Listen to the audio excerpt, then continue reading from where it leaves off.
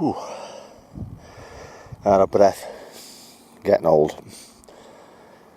Alright, ladies and gents, I'm just going to pay a visit to a little pond. I'm not going to reveal exactly where it is, but I stumbled across it a few years ago on a walk, and I got as close as I could to it. It was very overgrown, and I could see some fish swimming around, but I couldn't make out what they were. I didn't know whether they were small trout or whether they were coarse fish, roach or rudd or something like that. So that was a few years ago. I've decided to go up today. Not the best day. It's blistering hot. It's I've only walked a few hundred yards from the road, and I'm in a muck sweat already. And I've got a steep hill to climb, another mile to go to where this pool is. So I'm just going to go. I've just brought minimal equipment. I brought a little telescopic rod, a few maggots, small tackle box, and we'll see if the fish are still there, and if they are, see if we can whip one or two out just to see what species they are. But I'll carry on. It's going to be about another 30 minutes, I think, before I reach this pond.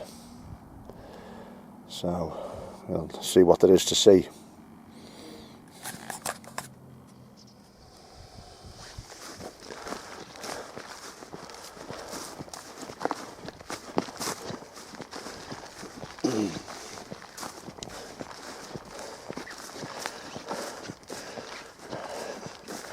It's the sort of terrain I've got to cross now. I'd say it's about a mile and a half from the road. This little pond, cross country all the way.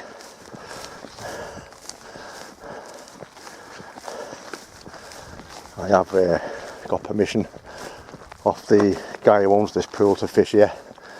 He doesn't want it publicised. Years ago there used to be trout in this pool, and there was even a little fishing club on it, but that's all long gone, and the guy who owns it now, he has no idea about fish in any shape or form.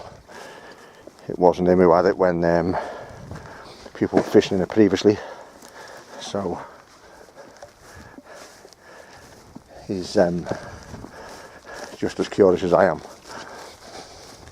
but he doesn't want any publicity because he doesn't want to start attracting people. Not that that many would come here.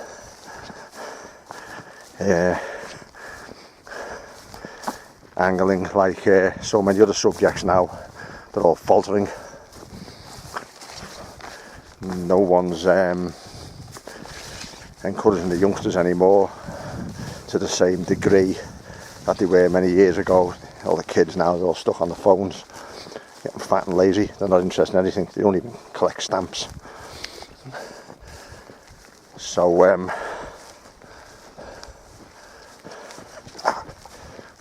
very uneven on the feet here.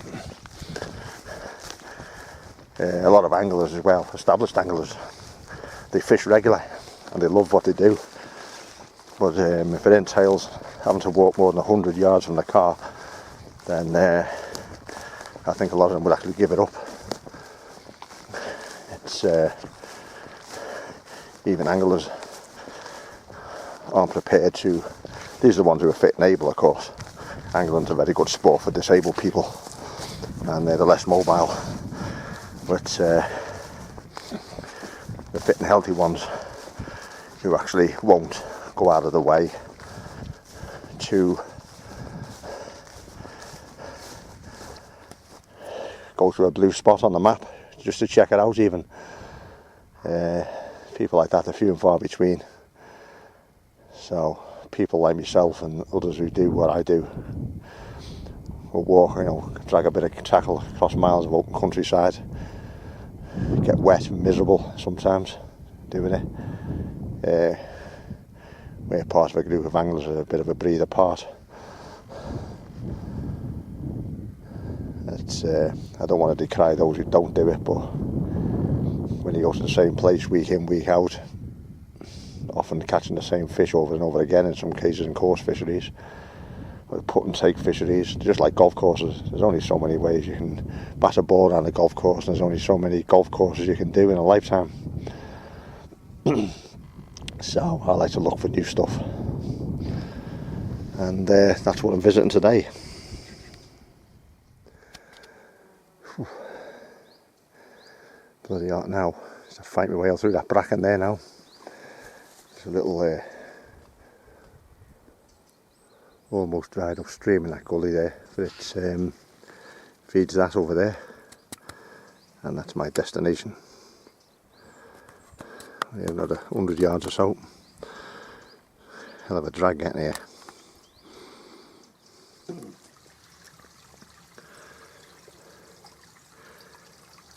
Right. Some nice big dragonflies hawking this pond.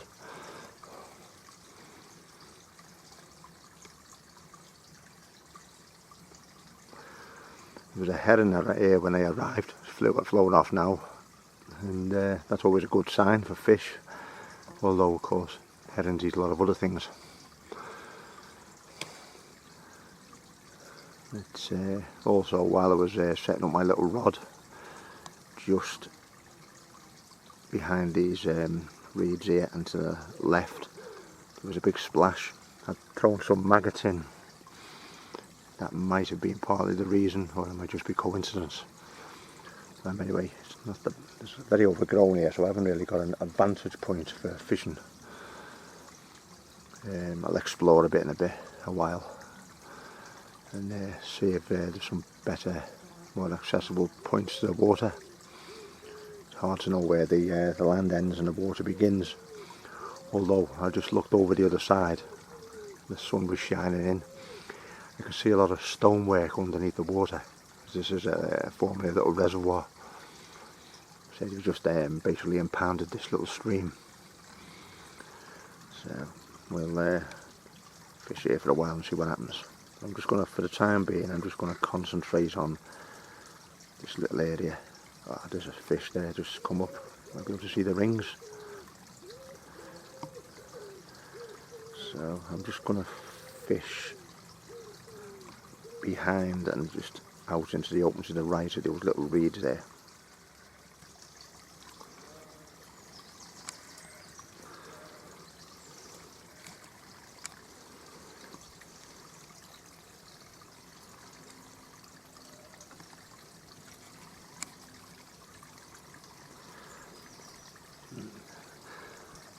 There's a float there. It's actually about 4 or 5 feet deep there. I'm fishing maybe 12-15 inches down. The water's extremely clear. I've got double maggot on a size 12 hook, 2-pound line. So we'll see what happens.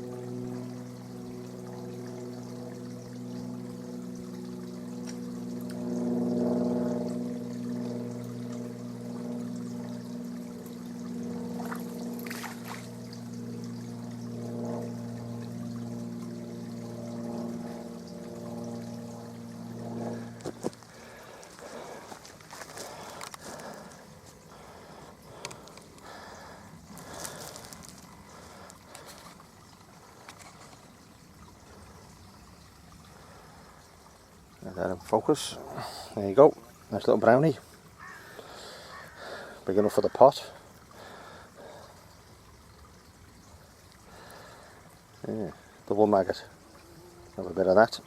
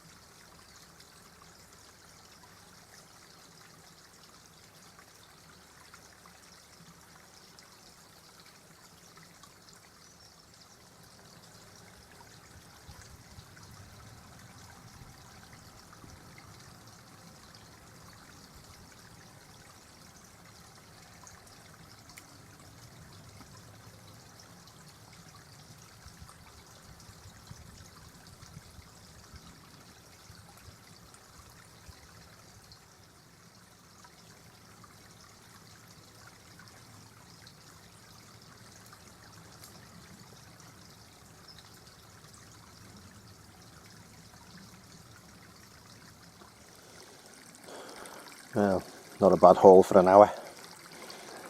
Clearly the fish I saw in the past were actually trout. Nice brownies. Had a few more red spots on them earlier. They faded a little bit. The red spots on trout, they exist anyway, but if you have lots and lots of really deep red spots, it tends to suggest that they have a lot of snails in the diet. It's carotene out of the snails, and makes the red spots more lustrous. The three smaller ones there, they're 3 to the pound type thing, typical size for small mountain streams. Just that sort of stream there, a little bit bigger, and the larger one there, I think it's just over £half a pound. That's a nice fish. So we're quite pleased with that. Enough for a meal there. So, as I say, I've still fish jumping in this pool. There's a lot of small ones. I caught those 4. Caught the 2 smaller ones which I let go. So 6 in total, 6 in an hour. 4 just about weight taken, 1 certainly weight taken. And yes, we'll have a bit of that. So I reckon early in the morning will be even better, or even the night time. I've noticed in rivers and streams where you wouldn't think there was a trout as big as that one there, and of a night time just drop a worm into a hole under the bank, and you'll find in the stream where all the fish are the size of those 3 small ones or smaller again, you'll find these bigger ones. They tend to be nocturnal and a lot more piscivorous, fish eating, and drop a nice big fat worm under the bank. 3 lines, just keep your finger contact on the line and you'll soon feel them swallowing them, and you'll be surprised how big trout you can get in really tiny streams. As I say, they didn't get to that size acting stupid, so you really have to hunt them out. Right, time to clear off. Till next time.